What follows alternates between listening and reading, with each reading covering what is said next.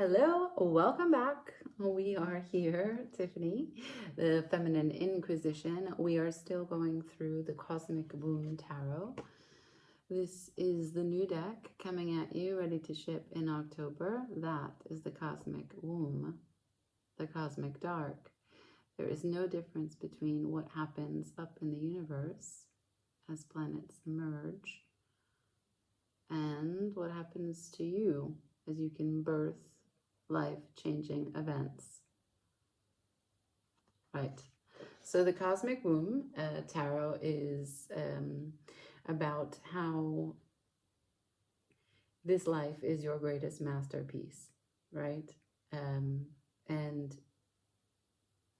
we are going through the major arcana and we will go through all the cards in the deck. I will show you what the illustrations look like here as we've got them, the originals. And then also I'll go through what and how these specific energies of these cards exist in an orbit in other decks. I will use examples of how the illustrations carry themes throughout, and how the energy of, for today, we're doing the Empress, how she's connected to other cards. She may come to rely, have an impact, trigger some other energies that are within you that are represented by cards in the tarot. Okay, so the Empress is all about material, earthly, ruled by Venus. And so what's really important to remember is that she is here to help you be the most productive in your life. She will show you the value that you have, that you bring, and also the value of your existing relationships. One of the things about the Empress is that, yes, okay, Venusian concepts, love, adoration, affection, leisure, comfort, etc. But also, if it's balanced, if the connections and your energy output, your energetic output is being met, right?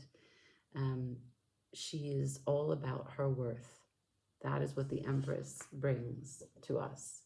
And here she is, super beautiful, crown of stars, the visions. When the Empress moves through you, she will instill in you an idea, a vision.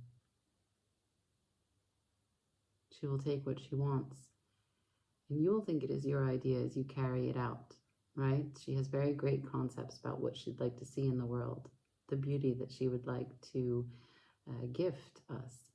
And she uses you with inspiration. She puts you to work. The energy of the Empress will make you the most productive you have ever been. As you can see, there's the heart, the Venus, the staff, the pomegranates, the red, the white. So Venus rules Taurus and Libra. There's a huge sense of balance there. And the earthly part of Taurian, where you have comfort, shelter, everything that you need to feel safe in all the ways that the earth provides, right? A bounty. As you can see, she is surrounded by trees, wheat, and the river runs to her. So, what else can I tell you about the Empress? She is the divine feminine, and she, with the power of Venus, is all about beauty. And so with her, you will see and define what beauty is for you in your life. So I'm going to use the Rider-Waite Smith and the Egyptian Tarot, two decks that will go through exactly what's connected. So this is the Empress, not very unlike our illustration, the Cosmic Tarot. We've stayed close to Patricia's illustrations, but there are some slight differences. See the colors, the robe. Okay. Here we have pre-Empress energy. There is a level of confidence that is required to either hold the energy of the Empress, let it move through you, and for you to carry it to others. So with this confidence is contagious. You will inspire others to be able to know their worth and to be in an abundance mindset. Part of that is taking choices to leave some things behind and create dominion. What is it that you'd like to choose, move forward on, find progress? There's great power here because the Two of Wands sets you up for moving through the deck so that all of your choices are in alignment so that you can manifest. Again, she will create a way, a vision, a goal for you to be productive on. And there you are, the 2 to the 3. She's patient. This card represents time because as she represents the material world, in nature, things don't happen immediately. There is a gestational period for everything. She represents fertility in all aspects, in all things. And here, this is the mirroring part of balance, as I was explaining. So there's a celebration here, there's a reprieve. This is the 4 of Wands. This is our reunion, union. This is our wedding card, our commitment card. But why? Because 2 wands on the left are supported by the framework of the 2 on the right. And there is a balanced approach in the way that they stand and support one another, creating the foundation, which is 4.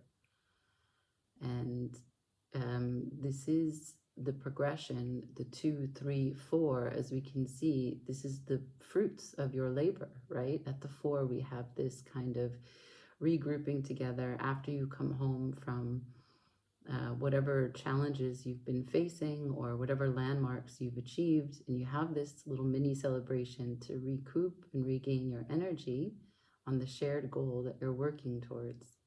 Checking in, do we have the energy to go back out to make the dream bigger? Now, these next 2 I will show you simultaneously. In order to manifest, in order to be productive, in order to assert your value by creating things of value, as the Empress would suggest that you do, the King and Queen of Pentacles, the harmony of the masculine and feminine of the material world. The King of Pentacles is a maintenance man.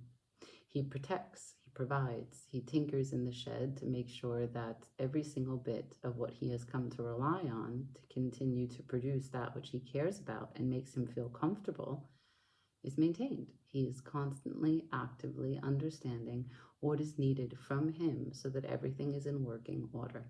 He knows that that is his task, and he does it with joy. He does it with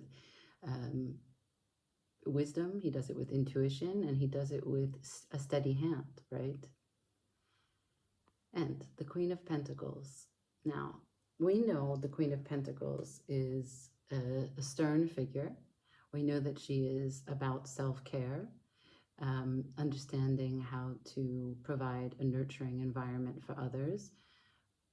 But she is also about boundaries, and she is a representation of what it means to be valued, to know her worth.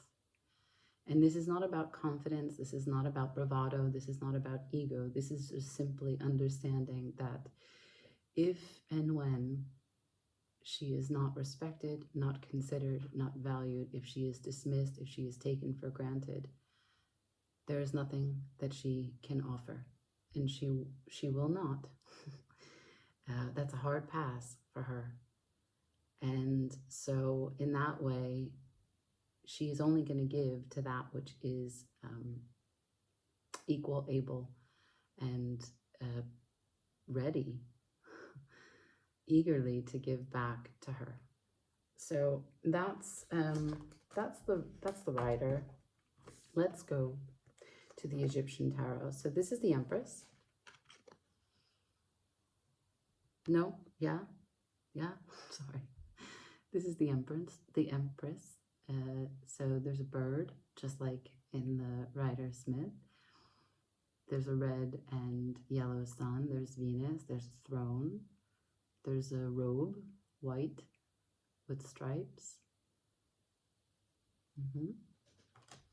And look at the same sun here about alignment and choice and manifestation, the lovers. In the center, you do see that this is the traditional, as the Marseillese would have it, one man, two women. That's why it was called the choice. But let's just focus on the fact that there is the bull at the top.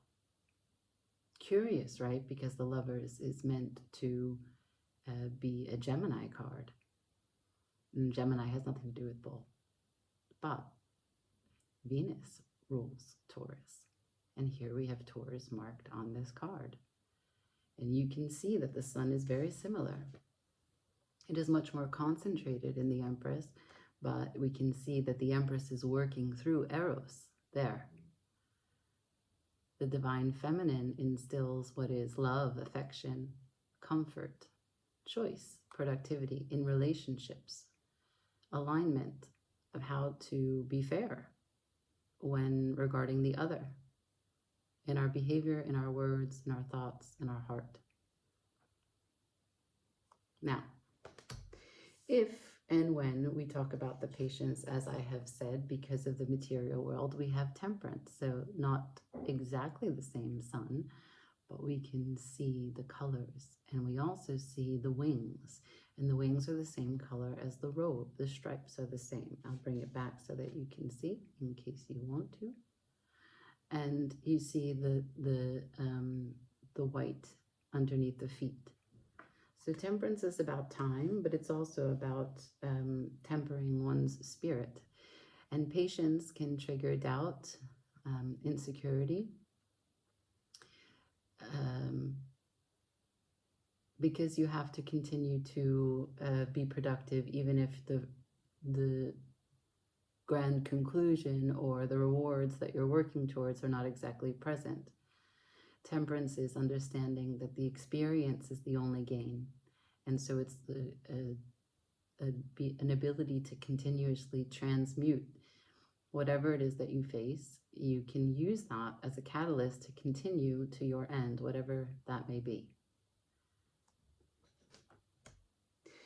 This is also a card about balance. The cup from the left and the right. Now, here again, we see the Queen of Pentacles, because it is undeniable that the Empress shows us self-worth. And in order to take care of ourselves, we must know our value. See, the robe is the same. There's the yellow and red sun. Last but not least, here we are, similar wardrobe,